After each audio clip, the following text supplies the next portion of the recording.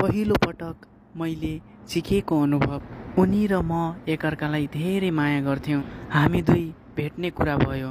पारी गाउँमा उसको मिल्ने साथी रहेछ, उसैको घरमा। उनी त्यहीँ रहेछिन्। म गोधुली साँझमा त्यहाँ पुगेँ। रातिको 8-9 बजिसकेको थियो। हामी सुत्नतिर लाग्यौँ, तर हाम्रो ओछ्यान एउटै खाटमा लागेको थियो। हामी दुवै ओछ्यानमा पल्ट्यौँ र हामी दुवै धेरै लजाएको थियौँ। उनी उतापट्टि पल्टिन् र म यतापट्टि पल्टिएँ।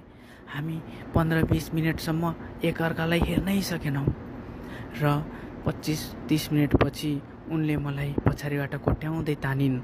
म खुसी हुँदै उनीतर्फ फर्किएँ। उनले मेरो हात समाएर आफ्नो कम्मरमा राखिदिइन् र मेरो ओठमा ओठ मिलाउँदै टङ्किस गर्न थालिन्। म पनि उसै गर्न थालेँ। तल मेरो हतियार उछुट्टिएर भाग्ला जस्तो गरिरहेको थियो। बिस्तारै उनको कपडा खोलेँ।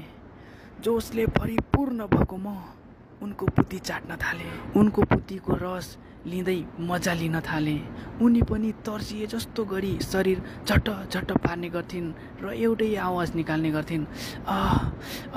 मजा आयो गर्ने गर्थिन्।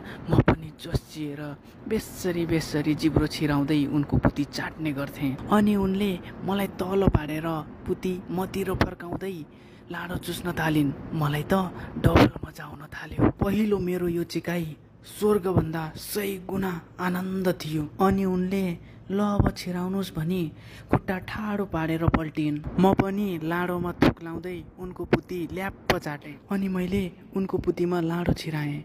अनि उनले मलाई अँगालोमा बेसरी कसेर दुवैले टङ्किस गर्न थाल्यौँ। कहिले खुट्टा फट्याएर चिक्कियो त कहिले खुट्टा काँधमा राखेर चिक्कियो, कहिले डगी स्टाइलमा चिक्कियो त कहिले साइडबाट खुट्टो उठाएर चिक्कियो। हामी दुईको त्यो चिकाइमा स्वर्गभन्दा 100 गुणा मजा धेरै थियो। साथीहरू, त्यति बेला हामी चिक्दा दुईटाको आवाज एउटै आउँथ्यो।